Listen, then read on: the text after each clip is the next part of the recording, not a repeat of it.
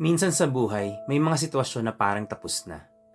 Relationships na nasira, pangarap na tila hindi natupad, at mga pagsubok na mukhang walang solusyon, parang isang saradong libingan.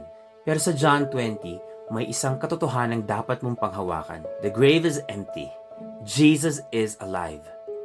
Nang nagpakita si Jesus sa mga disipulo, sila'y takot at nagtatago. Pero ang unang sinabi niya sa kanila ay, "Peace be with you. As the Father has sent me, I am sending you." John 20:21.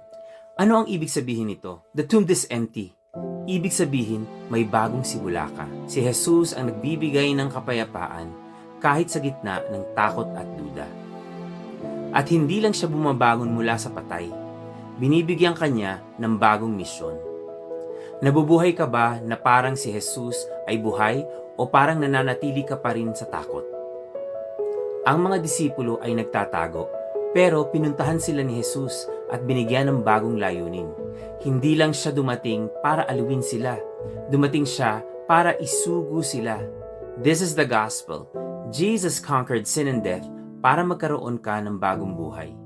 Ikaw ay hindi lang niligtas para mabuhay ng tahimik, kundi para maging isang saksi sa kanyang muling pagkabuhay. Ang kapangyarihan na bumuhay kay Jesus mula sa patay ay nasa iyo rin. Romans 8:11. It's time to step out of fear and into the purpose Jesus has for you.